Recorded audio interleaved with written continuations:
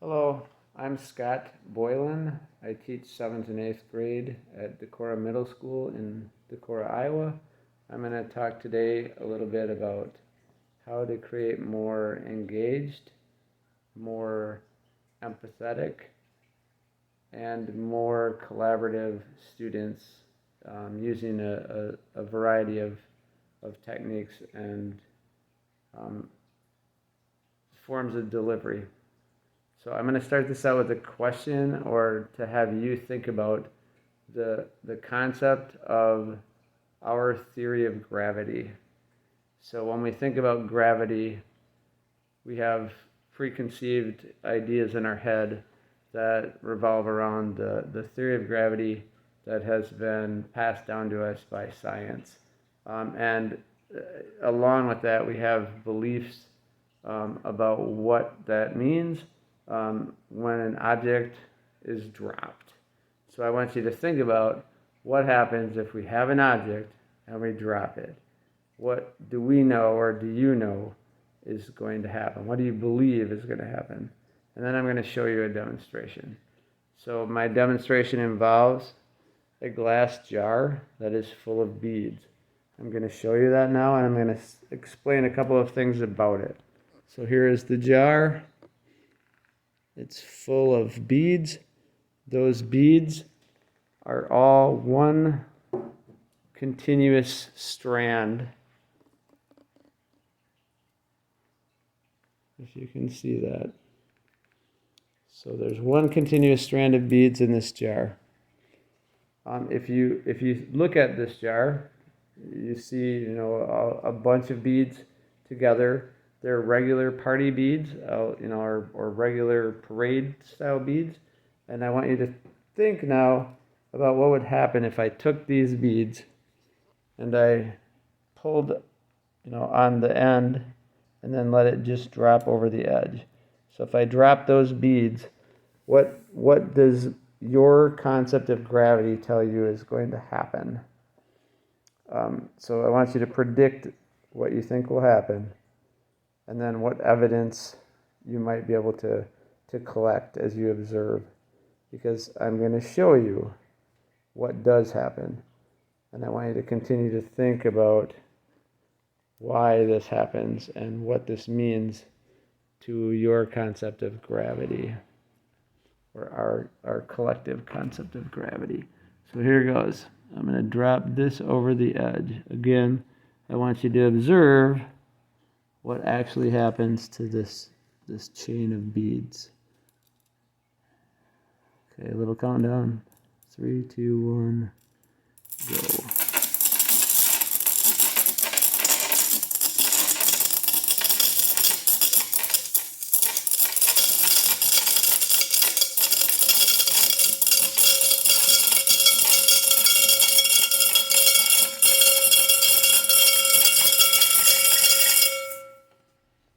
So now you have observable evidence, right? You have something that you've seen happen to those beads. They were placed on a desk in that glass jar, and they flowed out over the edge and actually fell upward. So what questions do you have about what you observed?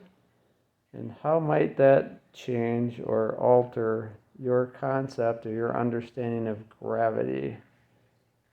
Why did it appear, or why was it that you were able to observe these beads seeming to fall upward? And I'll talk about this some more in a moment. So again, going back to the bead fountain, I would ask you to think about how you could challenge, or how this observation that you just had could challenge or change your understanding of the theory of gravity, because you witnessed things, beads, going upward and falling at the same time. So in other words, some of them at some point were falling up above the edge of that glass jar and then continuing down. What's going on there, and if we can, by creating this simple demonstration, challenge the very fundamental concept or fundamental theory of gravity, how can that then move us in our understanding of other things, other ways of forming knowledge or understanding? And if we can call into question those fundamental things, how can we also not then call into question all of our understanding of education in the sense that we have known it thus far as like a form of pedagogy that is in part at least consists of students sitting in rows listening to this individual at the front of the classroom, the sage on a stage, speaking to them and filling their heads with their empty vessels with the knowledge that we contain. How can we also use this demonstration that calls into question gravity to question our understanding of how knowledge is presented and then made more available and understandable with our students or for our students. I'm now going to provide you with the same basic information that I would provide students if I were showing this demonstration to them, which I have done many times for a number of years now. This effect or this demonstration is called the mold effect.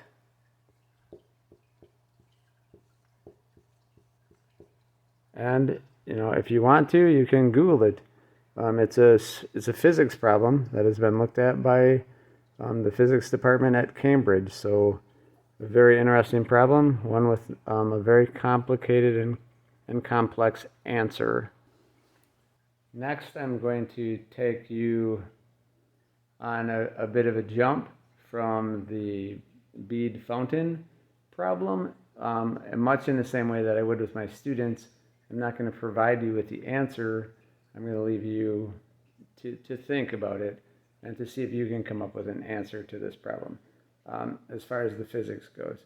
Then I'm going to ask you to think about some other things that have to do with student engagement and the creation of empathetic minded and democratic students who have compassion and understanding for a variety of different people, races, religions, and cultures.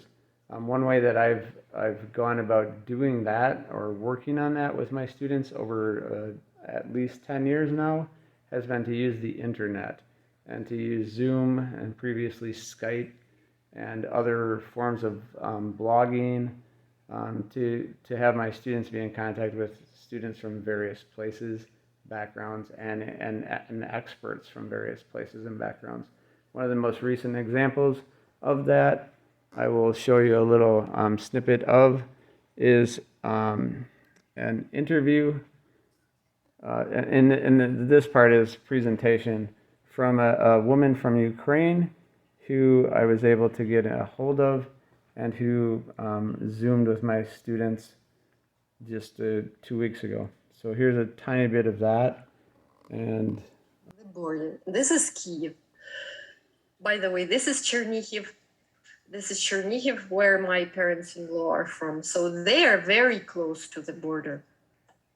And imagine, so I thought Kyiv to be a bit far from the borders, and I thought borders would be the most dangerous place. Like border towns would be the most dangerous places and the first targets. And here we have Hostomel, which is about 50 kilometers, like 30 miles from Kiev, and they are trying to take it. And so in the evening, we went to the balcony, and we live in this apartment building on the 6th floor. And we went to the balcony and just observed what was happening here. And we saw flashes there. And then in a while, there was the sound travel. It takes for the sound to travel a bit. So at first you saw the flash, and then you hear the sound. So again, a little bit of the interview via Zoom that my students had the opportunity to listen to, and actually have stayed in contact with Natasha, who is from Ukraine. So I want you to think about how that might help them to feel more connected to an event that's taking place a half of a world away. Next, I'm going to just mention a couple of things from the readings that we had for this project. Westerheimer's What Kind of Citizen, from his book I have here. I just want to show it. What Kind of Citizen, that reading from is What Kind of Citizen Educating Our Children for the Common Good. In chapter 5, he talks about the idea that we want to create students who have social justice oriented citizens, who are individuals who know how to critically assess multiple perspectives. So, again, so thinking about this opportunity to speak with Natasha from Ukraine, how is it not possible for that to be somewhat tied to that idea, right? So that these young students are able to actually speak with a person from Ukraine, to hear her speaking, to see her, and to ask questions and have them answered directly by someone who's there. It's a pretty direct connection, gives them the opportunity to think about those things and to actually ask what they're thinking in real time. And again, then to go one step further with this, looking at John Dewey's thoughts as Fishman and McCarthy brought them out, or brought them to paper in their book. It talks about how Dewey thought it was very important that we look at ways of communicating and our evolving abilities to communicate, and this was it, before much of the modern types of communication that we have today, beyond early use of telephones, basically. So today we have the ability to communicate instantly with all kinds of people all over the world, and that's what I'm going to talk about next. Before I dive deeper into the communication part, though, I did want to mention that in this article, Dewey is pointed out that he believes that we, if we teach indirectly and borrow a page from our non-school learning, that often we're able to arouse student interest and have our pupils be a more engaged and less mentally truant or more attentive, which is part of what I use that bead fountain demonstration for as well. Next, I wanted to point out one of the ways that I was able to connect with a large number of different students and their teachers over, again, more than a decade now. I have used this website, which is British Council Online. It is a website that was set up in Great Britain to partner schools all around the world. So it's been a great resource for me to connect with students and, like I said, in their classrooms and their teachers across the globe, literally, from places like Australia to Russia to India, Pakistan, Sri Lanka, Japan, South America, Central America. The numbers of different places I can't even keep track of anymore. It's been a large number of different places at this point, and I wish I had a better handle on exactly how many of them there were. That would have been helpful, for this talk, as well as just for my own benefit. But using this to connect classrooms is fairly easy. You can set up an account online free, and then work to connect with other classrooms. So like there's kind of a step-by-step formula here, or they walk you through it. Before you find a partner, find out more about what it is that you want to do with this, and then finding the partners, establishing a partnership, sustaining a partnership, etc. There are other forums obviously available to do this as well, but I think that in doing this, you're able to build at least a sense of understanding in students, and have conversations that they would not otherwise be able to have, especially in the rural Midwest, which is where I teach, and then be able to communicate and collaborate and cooperate with students across the globe, on the other side of the globe. I have done projects using WeVideo with students in other places. I've also used to create, with my students, collaborative documentaries or collaborative videos that are about, their culture or their foods or the things that they like to do or their favorite places. And I've used other programs as well now, like Flipgrid for simple, quick exchanges, and things like that, even Padlet. So there are many other programs that are just, web-based programs that you can use. This is a web-based video program that I'll actually use to put this video together when I'm done. A few of the things that I would like to mention as far as the things that I've learned, pitfalls, problems that I've had with this over the years. One would definitely be, trying to make sure I teach in a standards-based school right now. I'm often asked, to be able to align what I'm doing with students in this type of instance with a standard. Sometimes that can be a creative type process, but I do think, I guess, as Dewey and others have thought in the past, that it's important to be able to have our students understand the idea of a global society, a global community, and even just in our United States. I've also Zoomed or Skyped or interacted with students in classrooms all over the United States in things like the Global Read Aloud.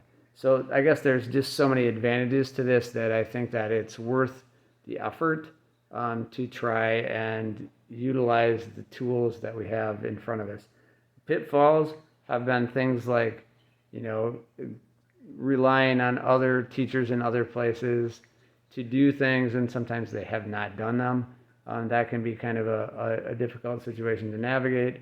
Or having students, in a classroom far away within this country or outside of it, who aren't holding up their part of group work, and then trying to navigate that, or just dealing with things like time differences and time zones, like working with kids in Australia or New Zealand. They're an entire day different from us, so that can be pretty challenging to try to deal with. So some of those things, when you're asynchronous, it can be challenging. Again, things like now with like Google Docs and things like that, you can utilize those programs and platforms that are so easy to use, and they do not rely on anyone having to be synchronous, and they can work on them at their own pace, collaboratively. I think that's phenomenally powerful in the end. So again, I guess as far as pitfalls go, I think that there are fewer pitfalls than there are advantages to doing this or to utilizing this type of opportunity. So I would say, if you have any thoughts or issues or questions, I'm certainly willing to talk about it. I have been doing it for a very long time and used many different platforms and different ways of communicating and finding others to collaborate with or to have students talk to or learn from or learn with different projects. So interest of time, I'm not going to go into all of those. To add in my own reflection as far as how I might be able to revise what I have done, as far as doing so in accordance to what I've read, in this class, in the readings. I think that I would continue to work toward offering more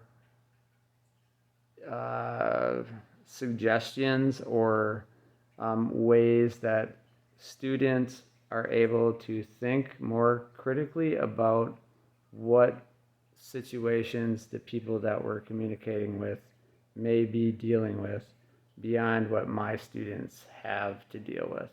And then the whys of that, why is that? Why are there these differences? I think that that would be worthwhile and something that would lead to some great discussions. It is something I have done some of, but I think that I need to do more of. That's certainly one thing. And then I guess the things that could save you some time, I think that, you could look at the little handout that I've made as well, to find out a little bit more about that and learn from, my mistakes. So thank you. I hope this helps. One last little example I wanted to share with you is I have been involved with this learning revolution run by this man named Steve Hargadon, and it's focused on the idea of always working to better education and to change, think about, I guess, the different ways that we educate students or can educate students and ourselves, different ways to teach. And so within this learning revolution, there have been webinars and multiple summits. I was involved with creating recording a lesson within the Emergency Home Learning and More Summit last year. And, so I have a lesson online that is within this online summit. So that means to me, I guess, that I have done something to create, something inside of and for a larger community that is literally global, which, is great. I think that, all of us can do that, and all of us, would benefit from each other by doing these things. The talk that I gave was on the edge of discomfort and the idea that that is where we learn best. You certainly are welcome to check it out anytime. Bringing this full circle, I think that it's important that I add in the idea that the bead fountain is a great way to bring students into a problem that has been studied by the physicists in Cambridge. So the solution to that, is incredibly complex. It's also not completely understood. And the idea of science as a collaborative and continually in process, like that process never really ends. So the theory of gravity, the theory of what the mold effect is and how that happens is still something that's being worked on and being analyzed, and having physicists and scientists look at it and try to disprove each other's work so that they can make it better. That whole concept is also one that's very democratic, collaborative, and requires a great deal of communication, understanding, and the ability to take what other people have to say think about it, and not be offended if they're essentially telling you that you're wrong.